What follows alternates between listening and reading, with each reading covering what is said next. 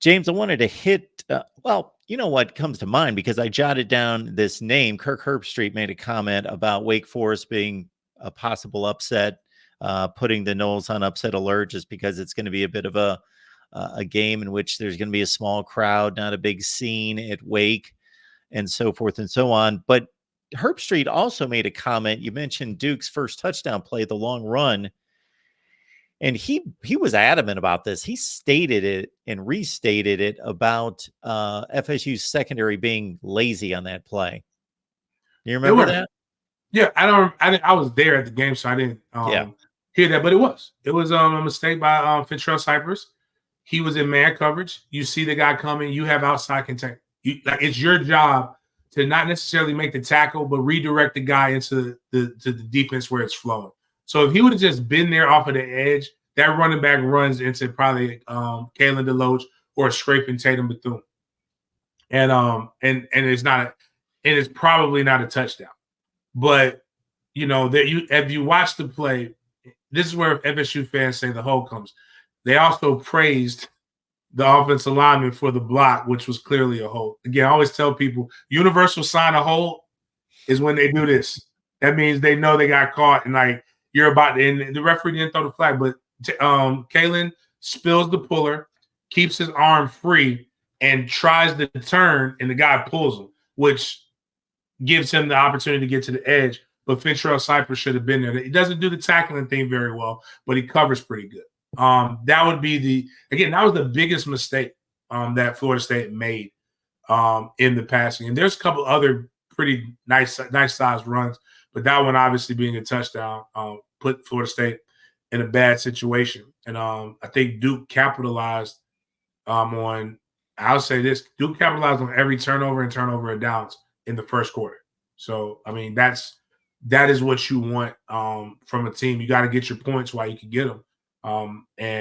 But Kirk definitely wasn't that was definitely that's the first thing I said. I think I tweeted it out before I got some Wi-Fi. I said, man, this was that was awful. That was an awful angle that the cornerback took. Talking Florida State, they've got a date at Wake Forest. They're 7-0. Of course, as James mentioned, the Demon Deacons have won this matchup 3 consecutive years. They've had more talent and a better team those seasons. We'll talk a little bit more Wake, and we got Tony Siracusa coming on from Last Word on College Football to break down Wake for us. Tony, how you doing tonight? Gentlemen, good evening. Good evening. We've got James Coleman's one of our stalwarts here on our Florida State channel. Big Game James. I know all about Big Game James. It's all good. James, this is Tony. Tony's phenomenal. Jumps on board with us on a consistent basis to break down college football and is a voter on how many of these individual postseason awards. Let's see. The Football Writers Association All-American Team, the Outland Trophy, the Nagurski. I'm being a member of the board of directors of the Football Writers Association. I'm one of the 15 that makes the final vote on those. I'm a panelist on the Bolitnikoff and the Broyles Award for the best assistant coach in the country. And I just got added this year to the Lombardi Award. Very nice. Well deserved. Thanks. Well, James is doing a breakdown on Wake Forest football on his channel coming up on Thursday night. That should take about 5 minutes. That's he wants to learn something from you. He wants to get your breakdown in this Wake Forest team that's been so defined by Sam Hartman and really good wide receiver play the last few years. Sure. A lot of people, I'll include myself, and I'm supposed to know everything about everyone, but that's impossible. Have lost track of Wake Forest and what's going on there. Yeah, it's easy to do. It's been easy to lose track of them this year. Because, look, at one point, Dave Clawson even told us, and this was after they had lost 3 in a row. Dave Clawson said, look, you guys were there in fall camp, meaning the reporters. I didn't see this coming. Did you? Now, privately outside the room, a couple of us were like, yeah, I kind of saw a little bit of it coming. Look, the transition from Sam Hartman to Mitch Griffiths has been anything but smooth. And frankly, I think I was on your show before the season started, Mark, and I told you it was not going to be smooth. Mitch Griffiths is 5'10". I think they list him at 5'11", but he's not. He comes with a sidearm 3/4 throwing motion, which when you run the slow mesh offense, and let's be, specific about this, Wake Forest only runs at about 25% of the time. The rest of the time it's an RPO offense. But when you run that slow mesh and you're bringing the quarterback into the line of scrimmage, having a guy who's only 5'10" and throws sidearm, that's not that easy to do. So we assumed that they were going to have to run him more, roll him out of the pocket, throw on the run. The problem has been his decision-making in doing that has been less than adequate. He got yanked at the end of the first quarter of the Virginia Tech game, and they put in backup Michael Kern, and then Kern got hurt with about 4 minutes left in the game and is out for probably another week or two at least. Griffiths didn't play last week in last week's win over Pitt. The explanation from the coaches was he was too injured. He's banged up. He's been taking a beating. Now, this comes right after he was already pulled from the Virginia Tech game, but it did look like it really was a physical issue. I mean, he didn't even suit up. He was in street clothes off to the side with other injured players. So they put in Santino Marucci, the third string quarterback. We don't know who's going to quarterback this week. When I say we, those of us who professionally cover Wake Forest football, we don't know who is going to be the quarterback. So, 30 seconds to learn a little bit about Santino Marucci, or as us other folks of Sicilian heritage would call him, Mooch, because none of us in the neighborhood would call him Marucci. He'd have a nickname. He'd be Mooch. He was a 4-star recruit coming out of high school a few years ago. However, his performance in training camp behind Hartman, behind Griffiths, behind whomever else was in the quarterback room from one year to the next had him moved from backup quarterback to running back to safety, back to fullback, and then back to quarterback this year, because they really didn't have a lot else beyond Griffiths and Kern except for some freshmen. And as you know, freshmen do not come in and play in a Dave Clawson setup. They need 2, 3, 4 years to develop before they're ready. So Mooch got his chance. And look, Wake Forest won the game, and he had the game-winning touchdown with, seconds left in the game, a 50-yard drive in 40 seconds. But reality also, and as Dave Clawson said this week, he will always have Pitt. No matter what else happens in this young man's life, he will always have that Pitt game. Reality also says, he had some okay moments and some not so okay moments. At the end of the first quarter, I think he was 204 passing for 26 yards. He had the one touchdown. He had 2 interceptions. One of them almost ended the game in Pitt's favor, but Pitt couldn't move the ball. Pitt's offense was truly that bad. You also look at the circumstances of the win. If you were one of the 20 people who watched any of the highlights of the game afterwards, Pitt was trying to kill the clock. They intercepted a Marucci pass as Wake was going in for a game-winning score. They got flagged for 2 unsportsmanlike penalties on the same play, so they wound up having to start the drive back at their own 7. That, of course, changed the play calling. What you call it the 7 is different than what you're going to call it the 30, right? When you're trying to run out the clock. As they faced a third down, the quarterback, Christian Velu, went into a slide to try and get that first down, but went into a quarterback slide to protect himself. He did it about half a yard short of the first down marker. They measured 4th down. Wake Forest gets the ball on the punt, goes 50 yards in about 40 seconds with a game-winning touchdown pass from Marucci. Dave Clawson was very realistic about the game. I mean, he was thrilled after the game. After you lose 3 in a row, you need that win, right? But he was saying, look, it's a very fine line. Matter of fact, this was his quote from yesterday from the press conference. It's a very fine line, and we were fortunate to be on the right side of it. I've been on the wrong side of it enough times in my career that I don't feel guilty about this one. They were lucky.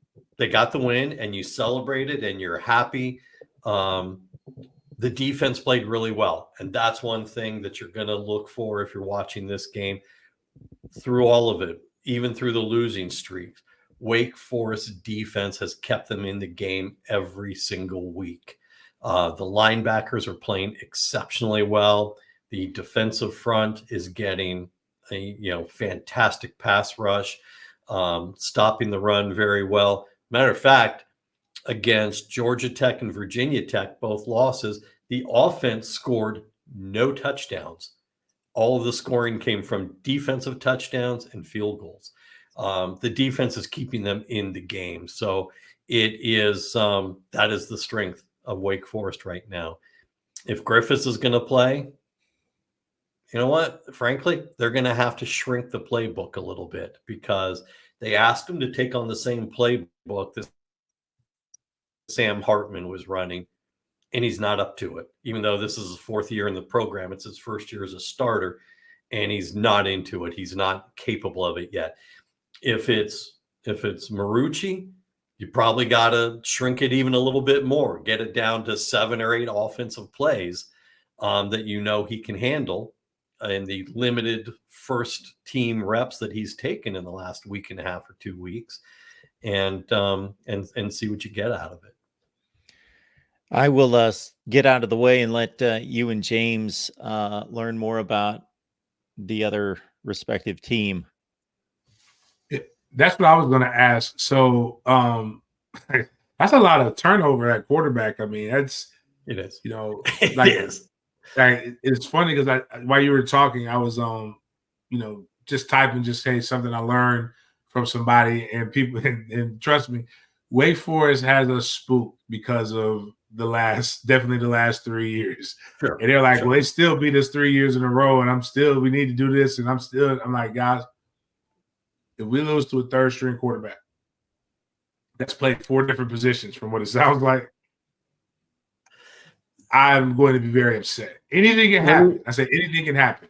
But sure. Like, I would probably bet the plane going down, getting in an accident, getting into some other things. And it's not because the guy isn't talented, but like, how do you run your entire offensive playbook to be able to exploit? Like, when you have the whole thing. So have they even been able to kind of exploit some different matchups that they found in Pitt? Or like, what are some of the things that you do see this quarterback that he does well? Look, if we're going to look at Marucci as the starter, he's got a better arm than Griffiths does. He can throw down. He's bigger, taller, he's more physical. Got a bit of a gunslinger mentality. Frankly, he's not afraid to chuck it downfield and take his chances that his arm strength is going to get it where it needs to be. Wake Forest is, and again, this is one of those things of, what could have been or should have been. Wake Forest is missing its best receiver. Donovan Green injured his Achilles in training camp right before the start of the season. And, Jamal Banks is very talented, but if you have 2 of them, if you have Green and you have Banks, it's a different offense. Now you've got Banks and, whoever else you can slot in, and they've moved players from the slot receiver to outside. There's been a lot of adjustments. There's been a lot of movement on the offensive line. But look, we're headed into week 8 of the season. Everybody's banged up. Everybody's moving players around. That's just the reality of the game. But look, I mean, let me tell you what Dave Clawson thinks about this. Saturday, after the game, post-game press conference, and we're in there covering it. And he talked about, he had a bunch of family and friends who were in the press conference room. And he said, man, with this win, I'm going to be in a much better mood tonight. I'm going to be able to enjoy the company of my family and friends. And well, he said, without it, if we lose, I'm up in my room sulking and already thinking about game film the next day. He said, so that's tonight. Sunday, I'll start breaking down the game film. We'll start meeting with players and get to, who missed assignments and what they should have done better. He said, and then by, Tuesday of next week, you guys, meaning the media, will be asking me how I'm going to stop Florida State from scoring 80 points on us. So yesterday at the press conference, me being who I am, I'm not the guy who's going to ask, hey, how's the health of your third string long snapper? Because that's not who our audience is at Last Word. I said, all right, coach, these are my notes from Saturday. You said this, this, and this. So now if we can assume 1 and 2 are true, that you, A, had a good time with your family and friends, B, you got to the game film on Sunday, I'm now here to fulfill the rest of your projection and ask the question, how are you going to stop Florida State from scoring 80 points on you? His answer was, you know what? He just kind of shrugged and he said, they are who they thought, who we thought they would be. They're really good. They're very well coached. They're physical. They don't beat themselves. I mean, he gave tons of credit to Mike Norvell. He said, look, I know you faced a lot of heat from the Florida State faithful. He said, but this team looks like the Florida State of old.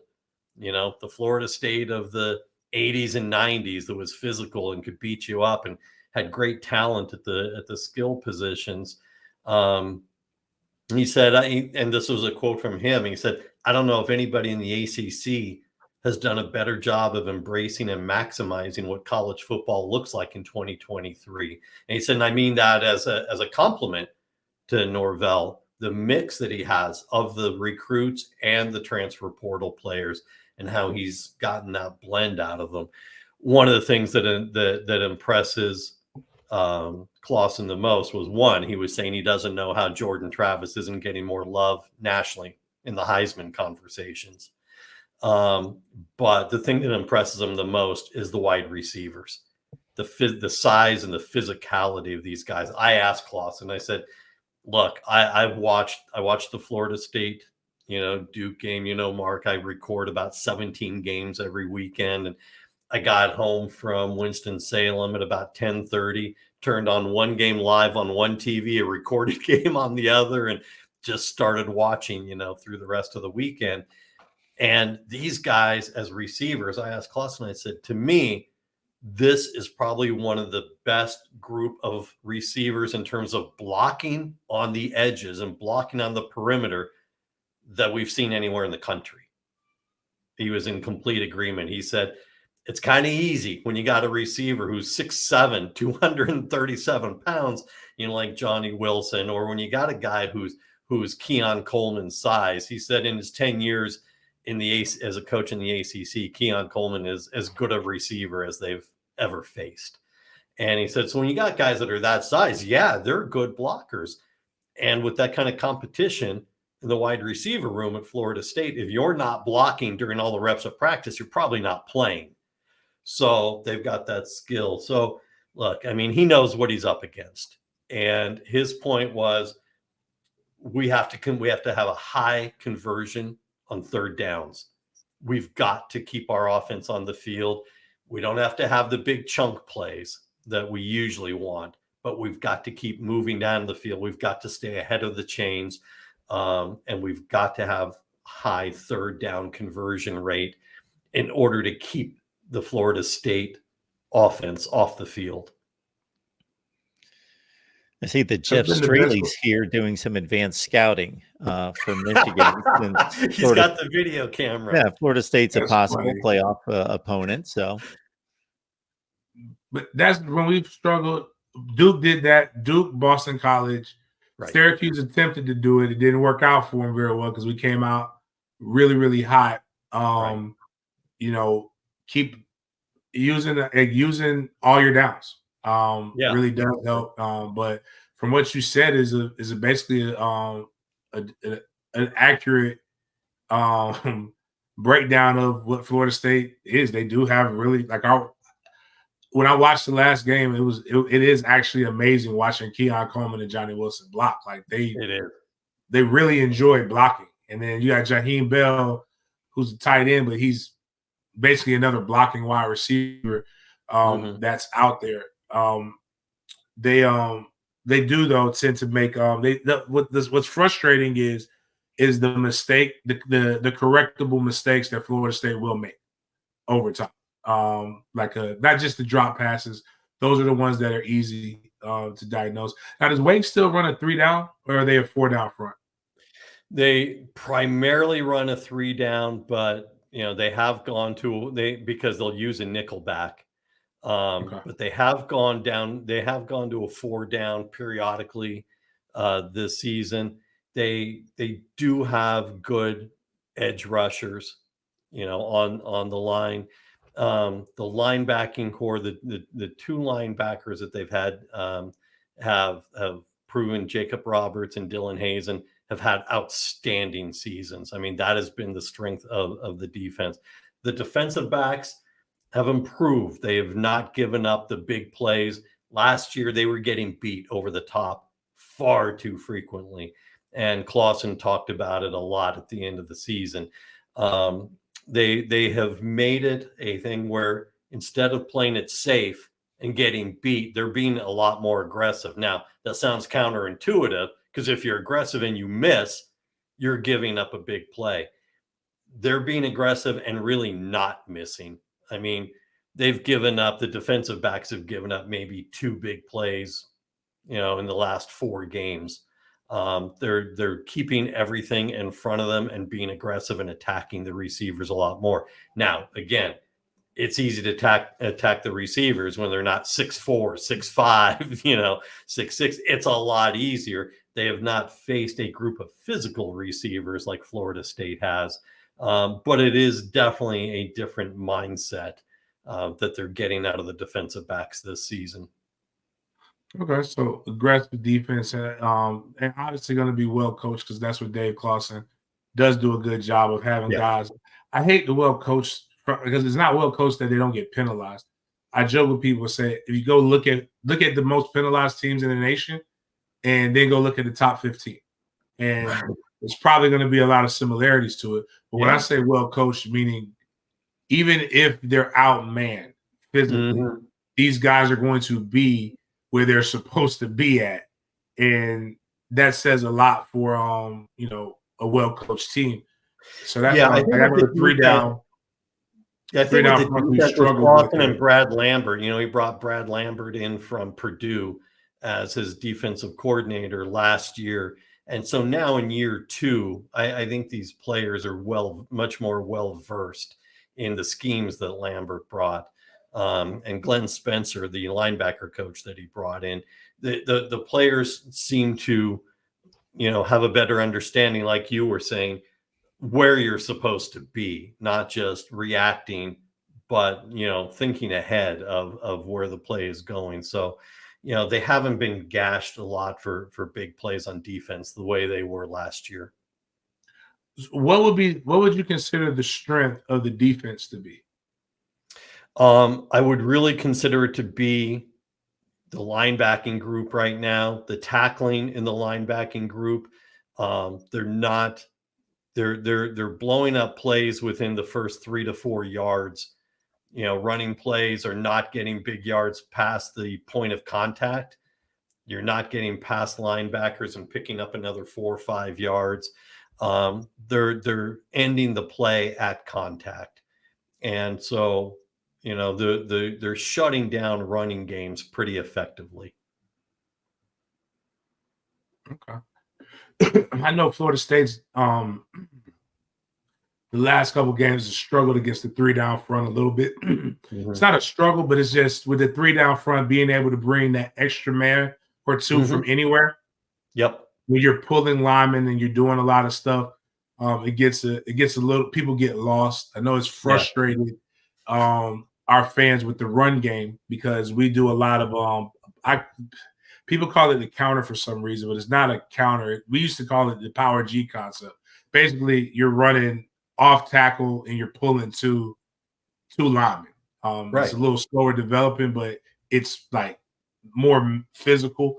But that guard, if they're slanting and there's nobody immediately there, now you're looking around, and the next thing you know, a linebacker undercuts them. So just little silly. That's what I was saying. Like, some of the simple things that Florida State should be able to do don't get done well sometimes, especially early on in games. And if they're able to capitalize and do some things, but it sounds like that's going to be a tough road to hoe without having one of your. I was going to ask you. So is Green? That was one of the 6'5" guys, if I remember.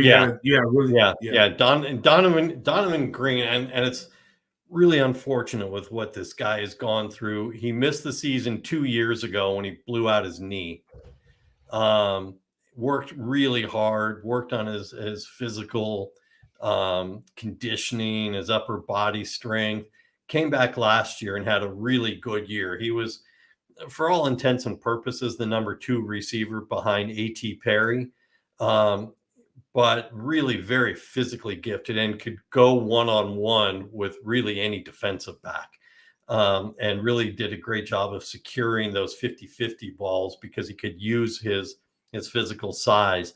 And right towards really probably the last week or two of camp, he took out his Achilles in really, I guess, mostly a non-contact drill, came down on top of someone's foot. And the way his ankle turned and his foot turned, it tore his Achilles.